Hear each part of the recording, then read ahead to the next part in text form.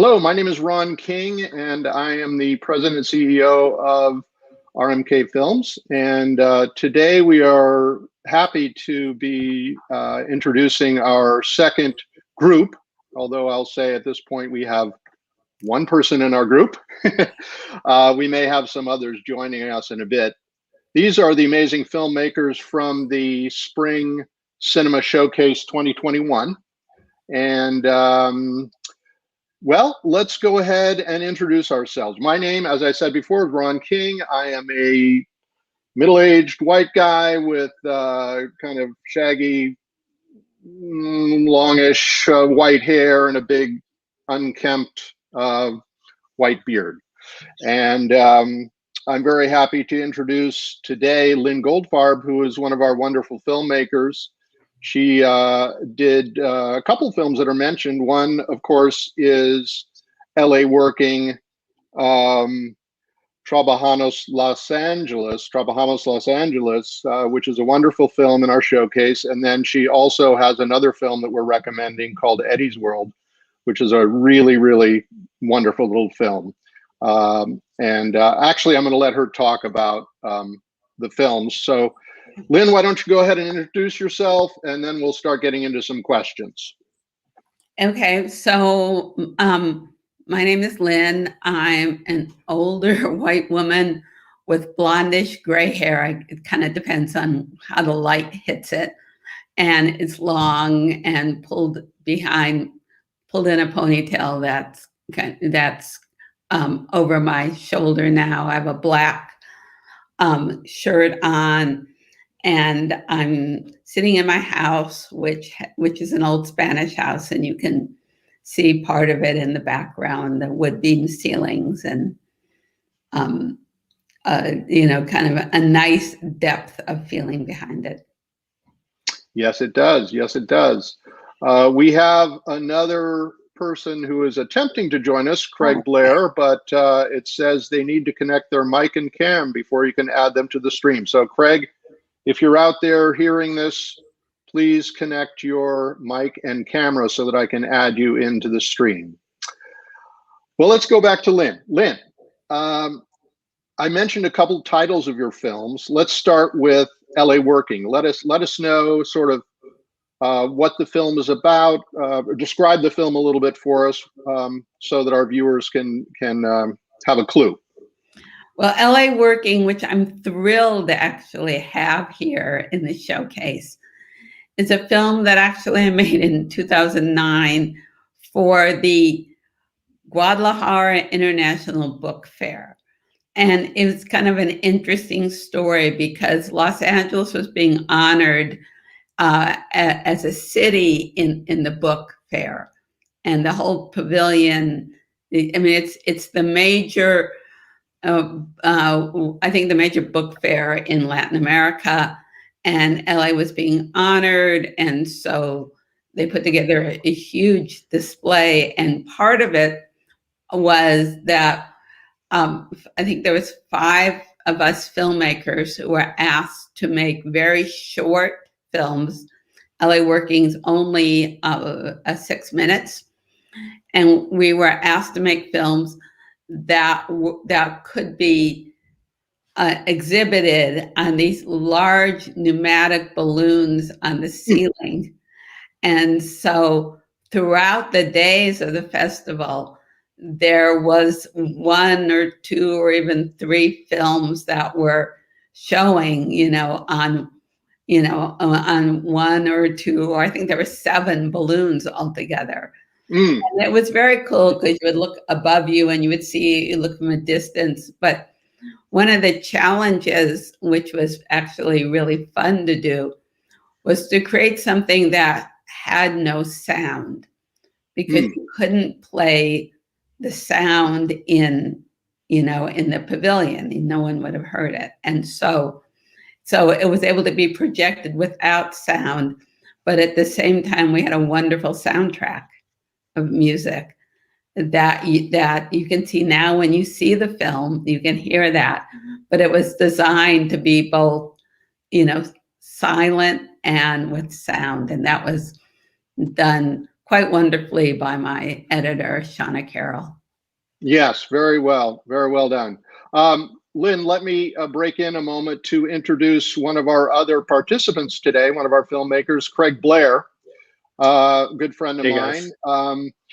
Craig is here representing a couple different films. Craig is one of the producers, I believe, of Rancor. Is that correct, Craig? Yeah. Okay, producer. And Craig was also the first AD on my film called Visitor, which is also part of the showcase. So before we go back to Lynn and Craig with words about your films, Craig, I'll just have you introduce yourself and describe a little bit what you look like for our visually impaired viewers. Okay.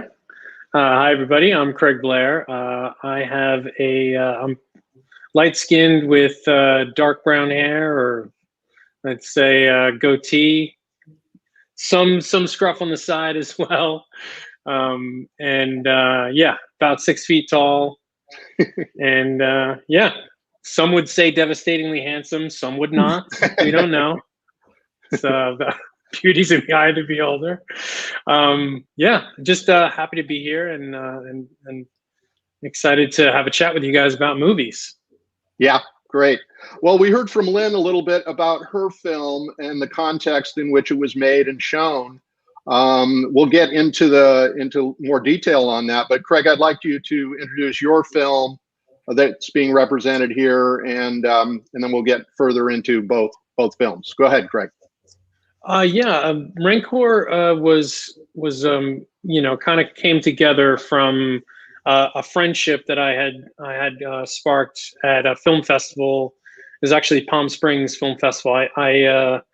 I ran into two Australian filmmakers actually on the dance floor at a party, and we had a really good time. And I met these guys and found out that Dane had just completed his work on Mad Max Fury Road. He's a concept designer, and they had a film there as well. We both screened each other's films. John Marsh is the director of that film. And he and Dane were creative partners on that, and we had just sparked up a really cool friendship and a lot of similar tastes in movies. And we had kind of just put a pin in the fact that we would someday work together somehow, because this is the first time they were over in the States for a long time. They don't make the trip very often, and yeah, it was kind of like a pipe dream that we would be able to do something. And then a couple years later, Dane, as promised, sent me the script that he had been working on and something he wanted to take his shot as a directorial debut for him. And John was going to be, collaborator on it as well as a producer. And I got the script, and we didn't think that it was possible that I would work on it. I thought I would just give him some feedback and somehow, consult in some way from a distance. But I read it and I was just like, this is too cool. Like, I really want to work on this. I'm going to find a way to make it to Australia, and we're going to do this together. And the three of us are going to kind of do this. It's just, three kindred spirits that wanted to make something. And sure enough, the time came. I flew out there, spent a month in Sydney. One of the friends of our crew, he actually was one of our special effects lighting technicians. He came on, and he offered his place and gave me a room to stay in.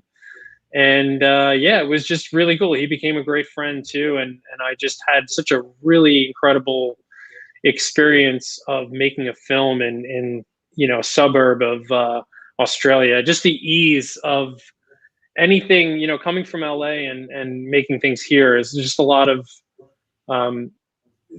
things you have to do as a producer, from depending on what township or what city it is. If it's Santa Monica or Santa Clarita, there are restrictions. There are fire restrictions in terms of lights and permits, and a lot of things you have to get, and a lot of people you have to hire, whether it's police or firemen. In Australia, the rules are a little different. we had a, for those who haven't seen the film, we have a pretty extensive special effects, and we have a lot of fire effects. And I made a phone call to the local fire department to discuss this, this house we had gotten permission to use to burn, which was going to be demolished in like less than a year. So we were going to burn it. And I didn't know what to expect. And it was a very funny 5-minute phone call with the local fire brigade, where they just insisted that that I let all the neighbors know and do it safely so that they don't have to come down there and bother with it. We also had a very renowned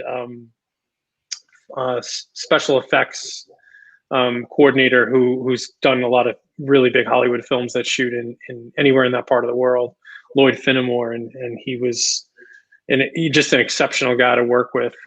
He brought in all the gear, and he had about a 5-person team for us to do a proper house burn. It was pretty intense, but such an amazing experience to, we still were very, we did everything by the book, safety wise. It was just, there was a lot less red tape to deal with. And very communal. The Australian kind of, I guess, culture just really lends itself really well to filmmaking. And we had a very communal sense. It's not like, hey, that's my job, don't touch that, don't touch that. It was just like, everybody, let's get this done and work together. And it was a lot of fun. And I made friends that, they'll be friends with for life, Yeah, that's fantastic. Yeah, you guys did a really great job with the film. On these Q&A sessions, I've been trying to entice people to watch the movies without giving too many spoilers away. So I'll continue to do that. Okay. Craig, you brought up something that was very interesting, and I want to pass it over to Lynn because it's a related question. You mentioned sort of the ease with which you went about making your film, Craig, and the lack of red tape that you had to cut through. Lynn, with your film, I watched it again this morning, and actually I love the score, but we can talk about that later. But what I'm interested in is the access that you had, because first of all, your film is essentially a documentary. It's scenes of real life that are happening, and yet you brought your camera, as far as I could tell, into some very interesting places, and including first responders, and it looked like in hospitals, different places that might have required some sort of restriction. Did you find that, or were you able to get into these places without too much trouble? Well, the film is a combination. Well, first of all, that if you haven't seen LA Working, you'll see that it is it's 6 minutes of short clips of people in Los Angeles working at a huge variety of jobs. And the whole, concept behind it was, when you think of work and you think of LA, that we, I really wanted to kind of do a celebration and present a portrait of, people working in Los Angeles. And so we we shot most of it, but we didn't shoot all of it. And that's why, and certainly the access, points. So, for example, one of the more difficult things that we shot was in the skyscraper that was being built. And we did get permission, of course, you can't enter something like that without, permission on that. And I had pretty close relationships with the Los Angeles County Federation of Labor at that point, and they were able to arrange for us to get in. And there was just 2 of us, myself and Michelle Crenshaw, who was our camera woman. Right. Some of the other footage I supplied from another film I had made called The New Los Angeles, which had a lot of the footage of people working in hotels and restaurants.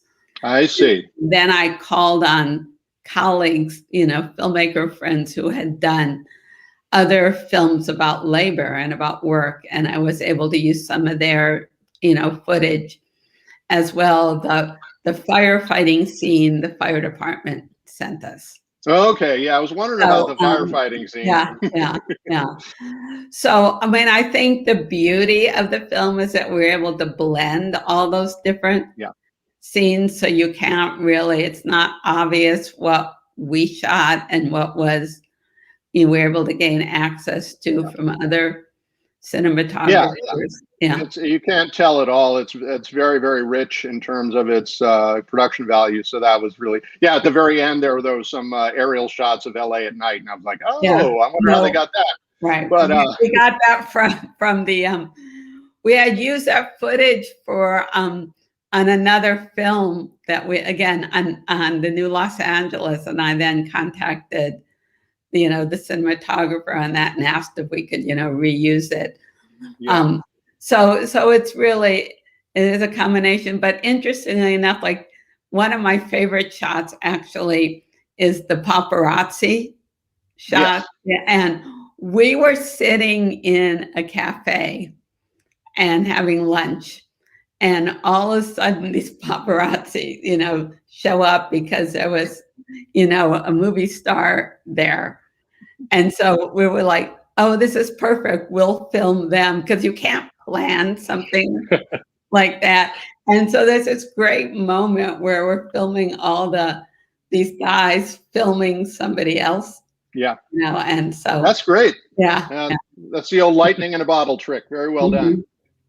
Let me take a moment here to introduce our latest addition, who is Adriana Rotaro, filmmaker, joining us today. She has 2 wonderful films in the showcase. Adriana, I would ask you, we've been introducing ourselves, describing a little bit of our physical appearance just for our visually impaired listeners. So if you could please do that and mention the 2 films that are part of the showcase. Oh, yeah. Hi, thank you so much for inviting me to be part of this wonderful screening. So my name is Adriana Rotaro. I am a filmmaker, producer, director, writer. I'm in black today. I have long hair and blonde, let's say. And what films do you have in the showcase? I have Do You Wanna Play and Trends. Okay, good. Yeah. Shot during my student years at UCLA. I took a master in directing at UCLA, and those were my projects while shooting there. Yeah, and I want to get into a little bit what those are about as well. As a matter of fact, why don't we do that for you, Adriana, because we've already talked a little bit about this with Lynn and Craig in terms of the origins of the films. How did you get the idea for them? Where did they come from? What inspired you to make them? Do You Wanna Play is a drama that has a political context. It's about the relationship between a father and a son, and they are both involved with politics at high levels. And it's not only like a family issue, but it's also an issue that concerns the country. So it's basically I was trying to explore this how personal relationships are affected, when 2 people are working together, but also higher interests are at stake. And I'm coming from Romania, where we had to deal a lot with corruption on a higher level, and I was actually quite young, but I remember very well the communist period of time when that ended in '89, and that was basically kind of my source of inspiration for doing this Yeah. having that experience dealing with corruption. Yeah, yeah. I mean, that theme comes through very clearly in the film, for sure. We have now, and did we talk about trance? Did you mention kind of the concept behind that as well? Trance was actually my first film. It's quite an experiment. It was very hard to do because we had in school a lot of restrictions for that particular project. It needed to be shot in 15 minutes, but we couldn't. So 15 minutes total. That was one of the restrictions. So, Wow. yeah, 15 minutes. So it was spread out, those 15 minutes of actual shoot, within 2 hours. So we had to rush. All the crew and the cast were part of the UCLA. It was our first project. We were all didn't know what we were doing. So the making, the kitchen of that was quite interesting. But yeah, I wanted to have to express the story through not so much in words, but through other medium like music and dance and their own bodies. Yes, I thought that was really interesting. I had a chance, like I mentioned to these guys, I watched all the films this morning, so they're all fresh in my mind. We have another addition now to our group. I think this is probably the group for the day, so I think we're all here now. Daniel Hagen, who was my co-writer on Roses, Roses, Rose, also acted in the movie, plays the lead. I invited Dan here today to join us, being a filmmaker himself. So Dan, please introduce yourself, a short physical description, and the film that you were involved with. Give us a brief update on that. I was involved with Roses, Roses, Rose with director Ron King, co-writer. I'm 6 feet tall, but I'm sitting down. And I'm a year older than Ron, or maybe 2. And I have an unshaven beard and a mustache and brown hair. And I'm wearing black too. A lot of people wearing black today. We're color coordinated. Yeah, everybody's wearing dark tops today for some reason. I was at just at a commercial callback, which they're doing online now, sort of like this. But one person couldn't figure out the camera on their computer, so they went to their phone, but everybody was sideways then, landscape mode. And so by the time I actually did it, I was pretty worn out, and I was like kind of useless. But that's the biz these days. Got to figure out Zoom. The time and a place to be sideways. Okay. Now, what I'm going to do is I've got like 9 more questions here, and I'll just kind of go around, circulate between everybody to get a little feedback on the question, so you can all answer the same question. And what I'd like to know first is, in brief, what was the process like to prepare for your production? I'm going to start with Craig. What did you talked a little bit about that already, the fact that you had to, you made this film in Australia, but what did you have to do to prep for it? Well, it was a process of just kind of locking everything in from the crew to any kind of equipment. And, we had a process with the director of photography that kind of went on it, like not according to plan, I should say. We had so that was like me on the phone with those guys down there, and just really mostly, communicating through phone. It was actually, a couple of years ago, so it wasn't, we weren't really too Zoom savvy yet at that point, pre-COVID. But yeah, we had a process where we had to switch our DPs late. We had finding the location was so specific because, again, we needed to in our film, we have a special effects house on fire, so we had to get a house that was going to be demolished. That was the plan. That way we could, obviously not construct our own house to burn down and or get a house that was, not going to be demolished, and that just wouldn't have worked. So it was really, it took a matter of a few months to find the right house.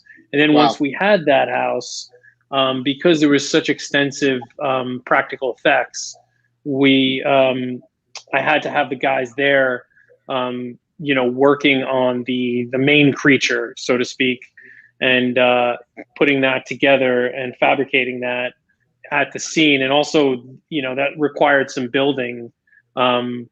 Also, kind of a little side note, when we were filming the bedroom scene, which is where our largest monster is, we realized we couldn't get enough depth in the room.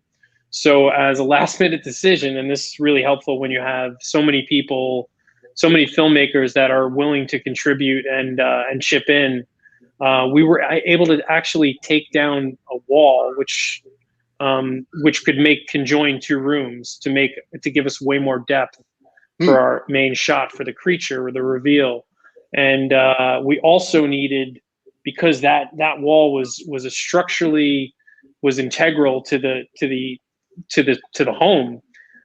We had to run out and go get these heavy duty bracers and put 2 bracers in, because if we took the wall out, the roof probably would have collapsed. So we put these, and we had, like 8 or 9 guys that were just, I can't say enough about Dane, not only as a creative, but our Dane Hallett is the very well-known concept artist who is the director of writer-director of this piece. And he had so many friends and favors that he cashed in on this from his days working in special effects on movies. And everybody came through and wanted to help out. We had 5, 6 special effects experts on our set at all times, just, if they were going to operate a fan or whatever they could do to contribute. And this was like all hands on deck. About 12 of us took out this wall within a matter of 30 minutes, put up the brace, set up the camera, and we were able to make it work within, like a really tight time frame. So, but the process was a few months of fabrication in the house, and having the person that owned the house that was to be demolished allow us to kind of move in there, and that became our kind of home away from home, and just setting that up. So and then I arrived about 2 weeks before we shot, and I was just basically working out of the house while we fabricated and did production design, and I basically set up a small office there. And we worked out of that. So that's kind of how we did it. But, it really, every film is different. This was a really isolated one location film. So that made things, it simplified a very complicated effects, a bunch of effects that we were doing. And also the fact that we had just a 2-person cast, really, helps you focus in on the the story, the characters, and the effects, and how intense they were and how intricate. So yeah, that's great. Adriana, I'd like to switch to you on the same question on Do You Want to Play, because for that one you had several seeming different locations. But can you talk a little bit about what it took to prepare for that film? And you had a fairly large cast you had a lot of people, not just the principals, but it seemed like you had a lot of people. So how did you put all that together? Well, I wanted to control as much as possible the environment where we're going to shoot, because again, we are having a very small budget, and we are helped with equipment, most of the equipment with the stage from school. So I knew that I want part of it to construct the prison cell, that I couldn't really go to a prison, and that was outside our scope. So I knew that part of it is going to be construction on a stage, and play with everything that comes with it, the lights, the being able to shot from different angles. And so it was a challenge of creating a prison cell that looks professional. I think you did a good job with that. I like and I love the way it was shot. Beautifully shot inside the prison cell. Did you have to build the prison cell? But I got as many favors as I could. So I had a friend, a production designer that worked for different shows in TV, and they actually had these walls already built as part of Ah, so there, we just needed to paint them and patina them and to just age them a little bit and then to do all the writing on the walls. We use some smoke to, here and there. But yeah, so that was the quite good because then my production designer didn't have to work that hard to make them real. And then it was the scene in the theater where there were more people, and that was a challenge because it was a big theater and it was part of the school. So I really tried to control as much as possible, and we don't have to move every day. And the challenge was that I didn't have that many extras to fill the stage, the whole theater, all the seats, and so then we kind of got to work out with the DP on how we can fake, different angles, so we can shoot different angles, so we can create this perspective of being the theater being filled. But yeah. that didn't really work out. We didn't have a lot of time to do that, to do it right, and the visual effects person kind of bailed at the last second. Yeah, that can always be an issue. And, so then we just keep the rest of the theater. We just went like very classical option, just keep the rest of the theater kind of in darkness, and we use kind of smoke and stuff and focused on the just lens so we could create the illusion. But it's just that theater was filled. But yeah. Lynn, on your film, in terms of prepping, I'm just curious about, you said it was just you and a female DP that worked on this. How did you, when you were getting ready to shoot, what was your strategy? What did you think about before you went to go shoot it? Well, I think in the beginning, what we did is I made a list of the kind of workplace settings that I wanted to make sure that I was able to cover. So it wouldn't just be like all, it wasn't all like blue collar. It wasn't all, we just wanted to make sure we could get as many kinds of settings in as possible. And then really, and I think we only filmed for 3 days. And 3 days? Wow. Yeah. But I was able to secure other footage from other people, including footage that I had shot myself on another film. So I knew that I could do it because I already had a body of work that on areas that would have been more complicated actually to get permission on. But we looked for high density places where there was a lot of different work going on, and that was mostly outdoors because we really didn't have the opportunity to light. So we went to the farmers market, where there were people work, different kinds of workers there and different visually enticing areas. We went, to Venice on the boardwalk, and there we found artists and, the circus. It was just, we were when we knew we needed to be, it was truly documentary. Nothing was, scripted really in advance, except for we knew the kinds of shots we wanted. And then, and we were lucky, in certain things, we were lucky around the circus that workers were coming out at the time we were filming. Same with Disney Hall. We caught, the workers going in on their shift, and, and so all of that was really good. And then we'd drive, and then if we saw something, we'd stop, Mm. You know, So very spontaneous, yeah. very spontaneous. Like we needed the window we saw the window washer and we stopped. You know, Yeah. and so, but we did get permission from everyone. You know, that was in the film. We did get the releases. Yeah. And so it was, you know, it's really trying to find the most visually interesting, since, you know, there was no dialogue. We needed to make sure the images could carry, Right. the whole film. Yeah. Dan, I'll move to you on this question of preparation for the production. Now, you had two jobs to prepare for. You were writing the script with me, but you were also preparing as an actor. And so maybe you can dip into each of those just a little bit in terms of before the shoot. What were some of the things you were dealing with in terms of preparation?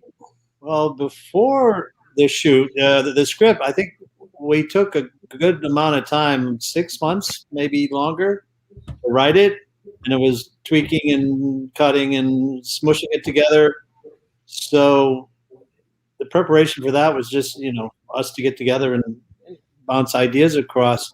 As far as acting, it's time to shoot. I went, I guess I'd spent so much time with the script that I felt like I kind of knew the character by then. And as far as lines go, I went, well, we wrote it, so if I change the line, it won't make too much difference because I'm writing when the camera's on. It's just, and it all just came very easily once you turned the camera on. I felt like I'd spent so much time with this character, that it was just, just slide into it. And when you got someone across from you that's you're actually talking to them, we had a couple rehearsals. So that was also good, but everything, of course, changed when we got to the location. The locations were all very exciting to see in person for the first time, where we're actually going to do it. So that brought a certain freshness to it, and also a little frustration because we're trying to paint a restaurant sign. Like, okay, where are we going to put the restaurant? We don't have a sign. And the guy who painted it, I think, was using crayons or something. I forget what happened. I think it was an upgrade from crayons. It was paint on paper, but it could have been a neon sign, but it wasn't. It was we opted for a lower cost solution. And the shot, we were going to do it all in 3 or 4 days, and then we lost the location because they decided to close the park. So we actually got a little more time. We got an extra day. I think it was 2 months later.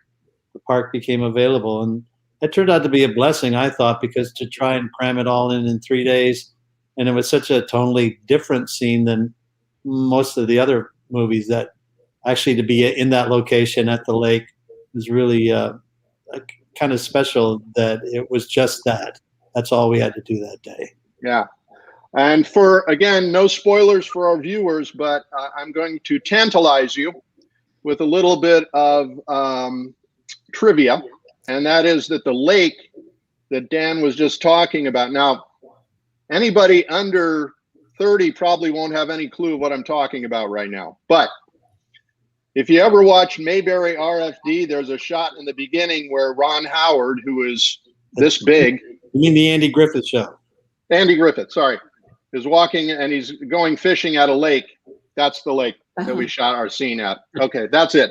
It's also the background to Simon & Garfunkel's Sounds of Silence album. That's true, and there were some scenes from Star Trek. Everybody goes there because it's this lake in the middle of Los Angeles, and it's not even a lake; it's a green puddle. But it doubles as a lake for everybody. Okay. You colored, Dan just didn't you? What's that? Didn't you color correct that lake to make it a little more blue? We tried to put a little blue into the color of the water. That is true. Fix it in post. Okay. Some of you guys have mentioned this already, but I'll follow up with Craig and with Adriana on shooting days. How many shooting days did you have for your film? And if you can remember the running time of your film, Craig? We had 2.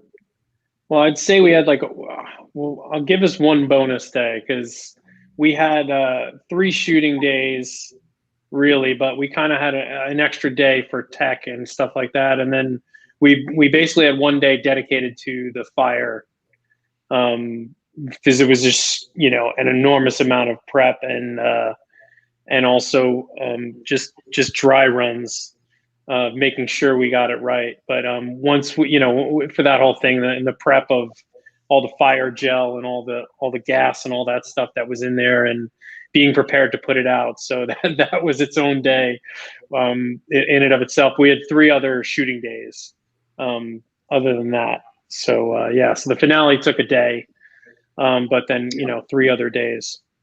Yeah. Okay. Adriana, how many shooting days did you have? I had 4. Yeah, I had 4 days.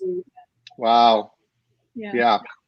Yeah. So, and go fine. ahead. It didn't feel like I needed more. The script wasn't that long. I think it was like 10 pages, and the final version is like 12 minutes, I think, around there. Yeah, it's amazing how long it takes sometimes, or how little time you have to shoot films. I mean, Adriana made a film that she only had 15 minutes to shoot it. You know, I did a documentary that took 7 years to make. So, so it's like, you know, maybe there's a lot of different. And you're working on one that's you shot back in the 70s, and you're going to tail on it. That's right. I've got another one that's over 30 years old. It's got footage from 30 years ago in it as well. That's not even done yet. So maybe in another 30 years we'll get that one done. Okay. Let's talk a minute about the casting process. Now, I know with documentary, we talked about it's really kind of, in Lynn's case, shooting from the hip, being ready to capture lightning in a bottle. I'm not sure, Lynn, if there was any specific people that you were focusing on, or was it mainly just the concept of people at work? Well, I mean, we're definitely looking for different kinds of jobs, you know, people working different kinds of jobs, and certainly diversity.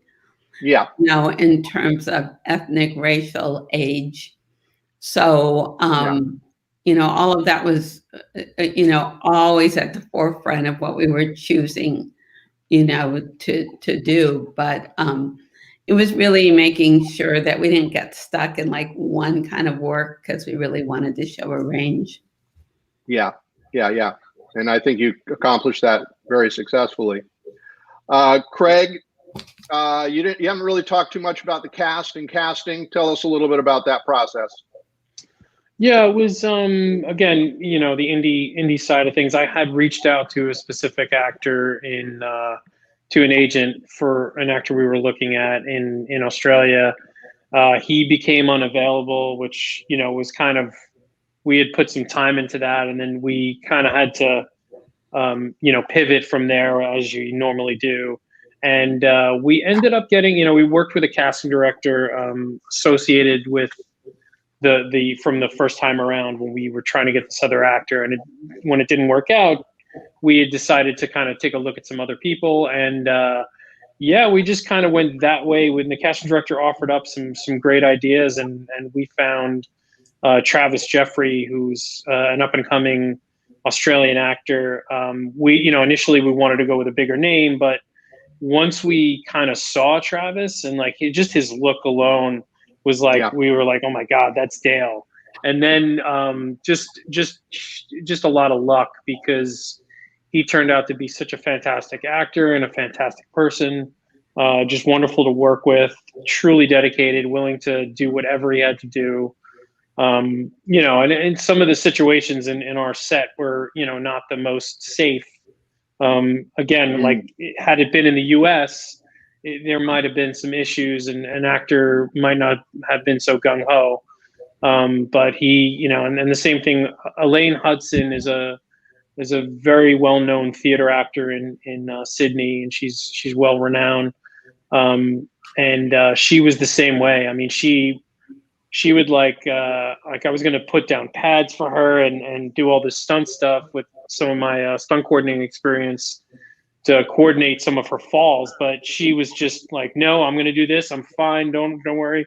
And then she would, and she's probably about 60 years old or so when we filmed this. So she's not a young woman. And she was willing to kind of throw her body around when she had to, and she would get up and run right back in. And again, also like just a fantastic dramatic actress. There's a lot of really cool instances where Dane could really kind of try different things with a very dramatic scene. I mean, we wanted to make a film, not only, yes, it's a creature movie, like, of course, in its nature and in its DNA, but it's really a family drama about a mother and a son, a grown son. And trying to get him to come and see his father one last time, his estranged dad, and the two actors just did just a beautiful job. And again, it was a lot of work, it was a lot of rehearsals, and they just were willing to do whatever it took, and we're open, and it was a really beautiful process to work with them. Yeah, and the results speak for themselves. I mean. They really did a great job. So I'm glad you got the cast you did. I'm glad you got the cast you did. Everything happens for a reason, Ron, right? I know. It always turns out that way. Yeah. Adriana, tell us a little bit about your actors, your casting. How did that all go down? I met while I was at UCLA. I met a very nice collaborator, the actor that plays the father. He's not really a trained actor. He more like a dancer. He used to be a dancer when he was younger, but so he has experience of performing, and he was very interested in acting and offered himself to do a test, and he did, and he's extremely good for the part. So I continue to work with him on other films I've done, and hopefully on the future ones. But I rehearsed with him a lot, so we had all this rehearsal period where he was totally interested to do and to explore. I knew that I have this challenging moment where he's getting beaten up, just like Craig was saying, that he is not a stunt or anything, so he's just like a person who was over 60 years old. He has to fall and he needs to be physical about it, and he was totally interested to be there and to just to experience the whole process. I'm not sure how happy he was after that, because fall and then go back, and I'm like, no, okay, it's enough, let's take a break. Like, no, I'll do it again. Oh my god. But after, I think the second day, he took it slower because it was a lot to do. So yeah, you have to be very careful when you have these kind of scenes. So I actually cast the villain. He's an actor, but he's also a stunt, so he could coach also. It was easier for to coach him and do all that stuff. But the downside was that being not quite a professional actor, even if he played in different movies, he quite needed to have things done in a certain way, and like always a bit harder on my actor playing the father, just because he was not quite a trained actor. So. Right, working with untrained actors. Yeah, that's all. Yeah, pros. Yeah, But overall, pros and cons. Yeah. I mean, I thought your actors did a really good job, and they were very unusual in some ways, but also I thought were really well cast. Good casting. So very nicely done. It's interesting as an actor to hear how much filmmakers admire actors how much abuse they can take. It's I don't think we had anything except me getting beat up with a rose, and we made sure all the thorns were cut off. That's about the level of stunt. But when Ron and I first met, he was fight coordinating me in As You Like It. We had to like wrestle with a rake. So stunt. I'm sorry there were no. Well, I guess skateboarding was sort of. We had a stunt coordinator for the skating, but never really used him or them for the skating, right? Well, that's because you wrote the script too, right? So you were able to. I don't want to be abused too much. Yeah, Right. jumps off the building. Okay, we didn't put that scene in. Yeah, and I'll just chime in a little bit on the casting process for Rose, simply because this was a film that I wrote the first drafts of with Dan in mind for the part. So I was thinking of Dan from the get-go as this main character. And I told Dan I got something going, but I don't want to show it to you quite yet because I'm not quite there yet. So when I got to a place that I felt it was worthy, I handed it over to Dan and I said, you know, would you consider doing this? And Dan took a look at it and he said, well, yeah, sure, I'll do it, but I'm interested in writing as well. So that occasioned Dan and I going back and doing a page one rewrite, starting the entire process of writing sort of over again. Although we used a lot of stuff that I started with and then refined it. So this was a piece that was pretty much, like Dan was saying, he didn't have to do a ton of prep as an actor because he was doing all that during the writing process as well. But in terms of casting, we worked with some people that we knew, some actors that Dan recommended, but we also did completely open casting calls, and we had people come in and actually do regular casting session, and found some of our actors through that as well. So we had a variety of places where our actors came from, but I was super happy with our cast. And I don't know, Dan, do you have any other words on the cast or casting?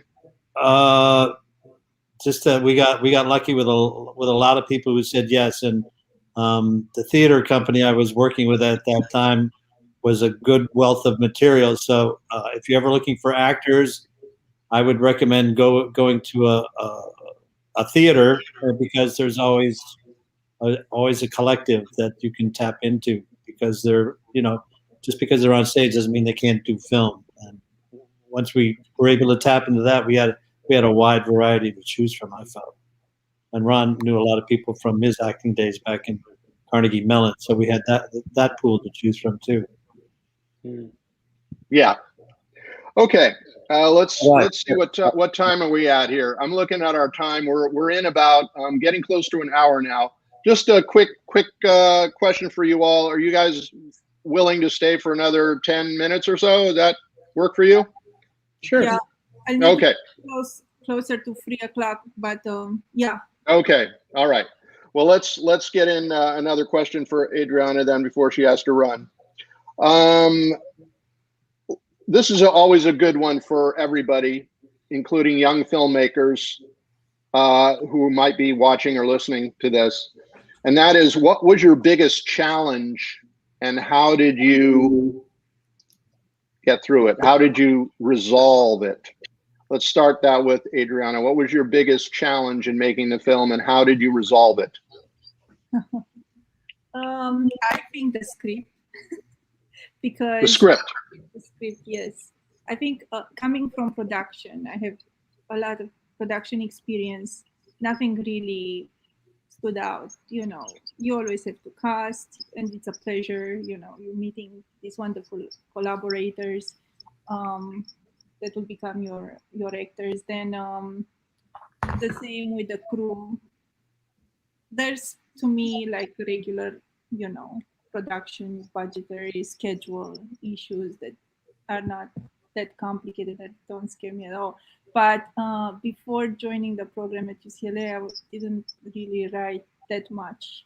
And that was quite interesting for me to, the program was focusing on directors that were also writers. So we had to write our own material. And we had a very good group of professors that were always commenting on our scripts, and we were submitting drafts, and we got all this discussion about characters and plot and this and that. And yeah, I think that every year I could see how I get more confident and I like it more, but it's challenging. I think to write is quite challenging. And I don't think I'm spoiling anything to say, Adriana, that you are still writing, right? You're still writing scripts. Yeah, I really like it. I really like Yeah. it. So challenging, so challenging. So I think the more you do it, I feel that it's scary. It's very scary, but the more you do it, you get to discover more stuff. It's much I have a question for Adriana. When you write, do you write in your native language and then translate, or do you write in English, or? No, I actually, well, okay, when I am very uncertain about things, and I'm a very, very early stages, I start writing in Romanian, and then it is starts to clarify a little bit the direction where I want to go or some of the characters. But soon after, I don't stay too long into that phase. Soon after, I switch to English, and I actually work better in English. We had a Romanian character in our movie. And we were busy trying to find a Romanian radio station. So we probably could have used you when we were trying to write that.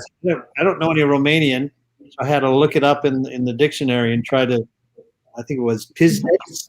We're looking for Romanian curse words, and that's. Did we get that always, right? Yeah. Yeah. Always good to know curse words. Yeah. Yeah. Oh, yes. Very useful. Very useful. And we have many. Well, I just want to say to Adriana, I was also entranced with Trance. I know you shot it in a short amount of time, but I think the idea of that is you can really expand with that and go for it. It's just intercutting dance and real life, and how, and those ballets from Oscar Hammerstein and Richard Rodgers, where they have the dance ballet, but to do it on film, I don't think I've ever seen that. And I know it was a quick throw together, but I could watch more of that if you ever decide to expand it. Oh, thank you. Okay, that's wonderful. Okay, I'll think about it for sure. Yeah, it was really, I wanted to have it more time to prepare it or to develop it, but no, it needed to be 2 minutes, the whole thing. So yeah. Wow. Lynn, what was your biggest challenge, and how did you deal with it? Well, I think because we were really shooting documentary style, the biggest challenge was hoping that we would get enough images, because we had a very limited budget, and actually a limited amount of time, because we were trying to finish the film to be on schedule, for the Guadalajara Book Fair. And so it was, kind of the expectation or the hope that we would find what we were going to find in the places that we went. And so, we did. I think I'm trying to remember now, it was a while ago, man. I think I did some pre-production and going in advance to kind of checking out a couple of locations, and the rest was the challenge of keeping your eyes wide open wherever you're going and being able to say, okay, stop and get out and let's shoot this. Yeah. Craig, you talked about some major challenges that actually your production faced from the get-go. They all sound pretty big to me, but from your perspective, what was the biggest challenge? I think it was kind of a tie between, I mentioned a little bit about the director of photography who had spent, weeks with us. We had mapped out our entire, shot list. We did a video storyboard with him, and we just started to have difficulty because he had been used to a little bit bigger of financing, and we had to really cut corners and and try to make, you know, what we had and kind of run with that as best we could. And you know, some directors of photography that, you know, they need their toys, and some are willing to figure out ways to make things work with what you have. And we started to come to that point where we were like, this is what we got. We have to make it work. And you know, you can't have 8 people, you know, lighting for you. You have to have 3, and we have some great people to work with. But it just got to a point where, you know, it just, the attitude, and we started to get into a negative space. So we ended up making a change, and it turned out to be a great blessing in disguise, as it always is. And Paul Howard came in, and he was just he's actually I think it's at Sydney University, or University of Sydney, that he's a professor of film. And he had also filmed John Martian and Dane Hallett's earlier film. So they had worked with him before, and there was a familiarity there that he could step in and you know, just be a really strong collaborator. And you know, he's a little bit older than the 3 of us, so he had some great kind of insight and experience to kind of, you know, give us throughout the process, and that ended up working out well. But one more fun story was that we had 2 dancers were acting as the creature in the suit, with 2. One was about 6'5", so he could fill out the height, and then a shorter dancer who was in the other part of the suit, and they would kind of work together to kind of make the movement and animate the creature. But we only could have them for a certain amount of days of shooting. We had them for, you know, the 2 main days of shooting with the creature. And then the fire day, we couldn't have them. So we had to figure out something, because when the fire ignites, the creature needs to thrash about, and like you need people in there.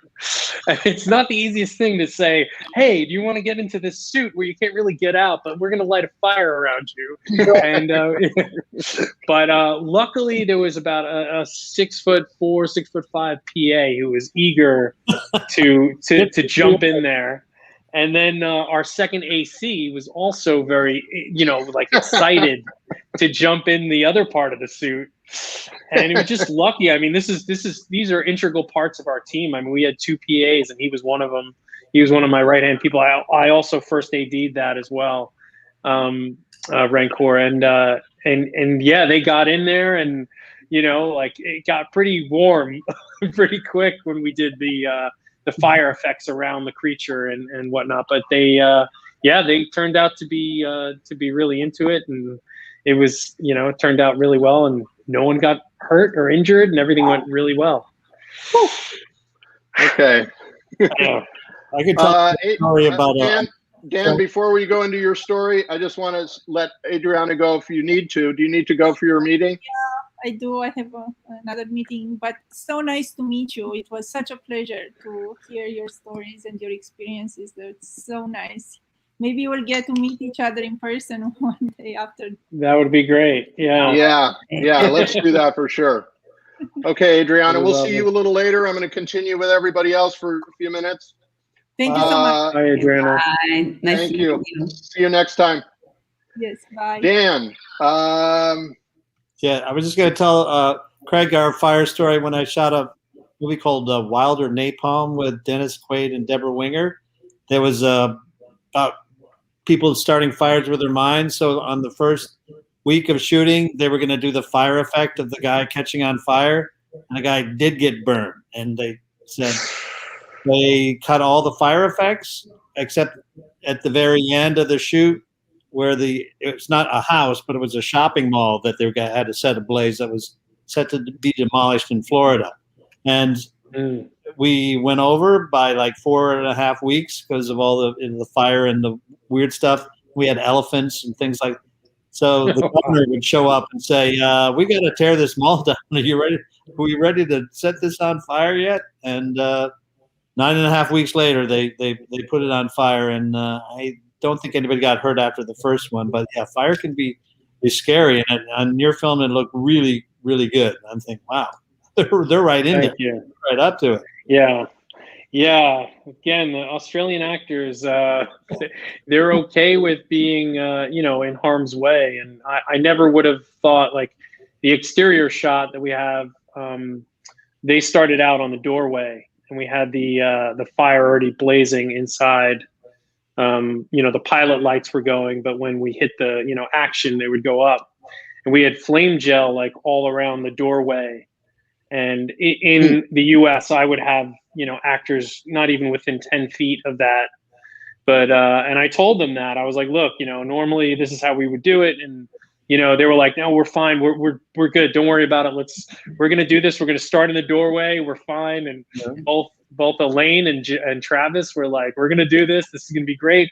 They start doing their because they had been running through the house in the scene. So when we're doing the exterior shot, they had to run in place to get ready, like they had already been running.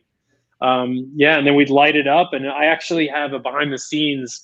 It's about a 2-minute long of the prep of that shot. And then the house goes up on fire. We actually did the main exterior fire twice, which I didn't think we would be able to. I thought it would only work once. But after we cut the first time, Lloyd came up to me and he's like, hey, do you want to do it again, mate? I was like, we can do it again? I was like, yeah, let's do another shot. Let's see what we can do. And he just took it up a notch with all the pilot light flames went up. And it's just really Lloyd is he's a special effects just genius. He's worked on all of the later Mad Max movies. Well, the new one he's working on now, but Fury Road, Alien Covenant.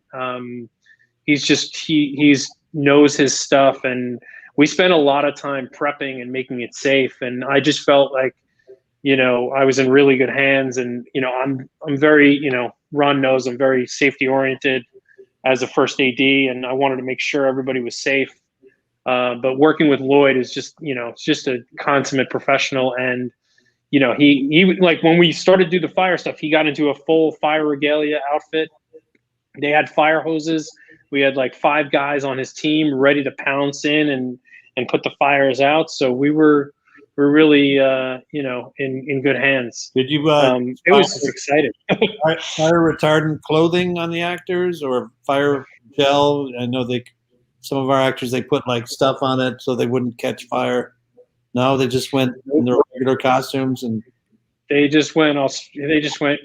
This is Australia. This is Australia, Dan. We had a stunt coordinator for skateboard, so the pads. Let me circle back to Dan for the question. What did you find was the most challenging aspect of Rose, and what did you do to get through? Ron King was the biggest. Well, besides that, the name of the that's hard. Rose is a rose is a rose, and I think after the first day of shooting, we had to go to another location. It was one of these 90 LA degree days, and our roses all wilted, and we had to use them at the next location. And I remember trying to find a rose that matched our rose, and the 20-mile trip from Culver City to the North Valley, and I stopped in like 5. I know I had to get to the next scene, but it was challenging to try and find a rose. I think we ended up not finding any, and Ron said, "Oh, we'll just shoot around it." So I was worried about something that probably didn't even need to be worried about, but I kind of wanted to have a fresh rose. But we were a little. Our prop person said, "Oh, we're doing more roses." Yeah, one of those things that comes up. Your roses wilt, and then you have to figure out what to do about it.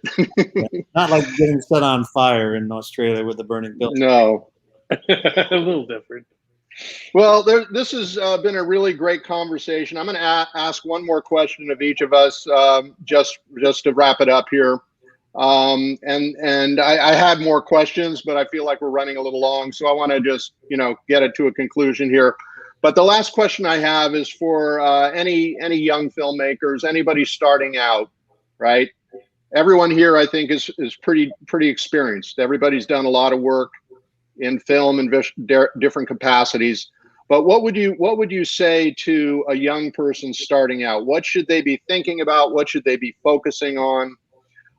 Craig, I will start with you. I think the best thing for a young filmmaker to do is to find places that you can shoot, and work the narrative around those places, so you don't overwrite or write yourself, out of your budget range, because you're not going to have a lot to work with. You have to you have to be creative and try and use the spaces that you can get access to without having to pay for them, and just try and navigate, focus on story, and don't focus on the, what things are going to cost, or how are you going to get to do that, or you want to make that car crash or burn a building in Sydney, Australia. Don't start off there. I would say start off with what you can use, and try and be creative with those things that you have, and write around that, and write around the actors that you have at your disposal. And I think the limitations really breed creativity. That could be a positive step, in any young career. So, if you got like a really cool basement to film at your house, then, write a story that happens in the basement, and, use what you have to your advantage. Yeah, that's a really great tip. Use the resources that you have readily available, and then build your story around that. I don't know if I've heard that piece of advice before. I think it's really great. Lynn, tell us what your recommendation would be for young folks getting started. Well, I think Craig's recommendations are really good. I mean, I think the first of all, we have so much more access to high quality, inexpensive equipment to film. And so we can make it look good. We don't, I mean, right now, yeah, your iPhone, I mean, that's not, equipment isn't the limitation. Equipment was, when I started out, that's what our budgets went towards. But I think it's story. Really, Craig just said it's story, whether you're making a documentary or whether you're making a narrative, you're making a comedy, you're making an episodic or whatever, experimental. It's the story that'll hold it together, and it's a story that will deliver. And, and I also think the other thing that's important is to think about sound, and think about the location that you're in, and to make sure that you are able to get clean sound if you need it in the kind of piece that you're doing. When we were filming, it didn't matter to us because there was no sound, so that gave us an enormous, advantage, because we could just stop and film any place, at any time. But there's so many films that are compromised by the lack of forethought for sound. And so I would interject on that point, Lynn. In our last conversation, the first conversation that we had with filmmakers on this showcase, I brought up the idea of the fact that you have this, device in your pocket that is capable of shooting some really high quality picture. Mm-hmm. But the other filmmakers suggested, well, yes, that may be true, but you should also focus on sound. Exactly what you just said, Lynn, and they were suggesting to use an external mic of a higher quality and put it into your device. And that's a really great piece of advice, because I think what differentiates sort of amateurish looking short films or beginning films a lot of times is the sound quality. So great piece of advice on sound. Yeah, I'd like to add that I made two series, one on the Roman Empire in the 1st century and one on medieval Japan. And they were expensive productions, actually. We had a really good budget on them. But because you couldn't recreate, because whatever sounds that we heard around us, except maybe in pure nature, were not the sounds you would have heard then. You know, it gave us, you know, kind of the opportunity and, you know, the necessity, you know, to film with everything MOS without sound. And then we, you know, recreated the sound later, you know, and it was really useful. I mean, it really worked. You know, we had to think about it a lot, but it also gave us that chance that we were able to film in so many different locations that trying to get them quiet, you know, would have been really difficult. Yeah. Yeah, and that brings up the subject of sound design and sound recording, which is a huge discussion in and of itself, because that is so important to film. Dan, I'm going to go to you in terms of advice to young people. Now, you can maybe, and I know Craig has actually done some acting. I've done some acting. I don't know if Lynn, if you've done any acting, but okay, none from Lynn. All right. But Dan, from the perspective of both acting and, you know, starting to make your own films, what advice would you have for young folks getting started? Right, before we leave sound, I just want to say to Lynn, the soundtrack to yours, it reminded me of Whiplash. Did you ever see that movie? It was all jazz drum through the whole thing. It really moved it along, and I didn't miss any of the sound because there was so much going on with the soundtrack. And I really appreciate it. I had a wonderful editor, you know, as I mentioned, Shauna Carroll, and she really cut the film. She cut the sound to the music, and then when we showed it, we removed, you know, all the sound, but it was cut to that that piece, which was really it really worked really well. And if you haven't seen Whiplash, you should. Okay, I will look for it. Yeah. J.K. Simmons and Miles Teller. I think J.K. Simmons won the Oscar. Okay. Yeah. I think it was shot in like 9 days or something. And he was up against Ethan Hawke, who shot his Boyhood, and it took him 20 years. I don't know. You remember that movie where they shot? Right. Anyway, so just as we're talking about time and sound, and as far as young people, I would say do everything. Do everything. You know, the power of an actor is to say no. But if you don't expose yourself to experiences, you'll never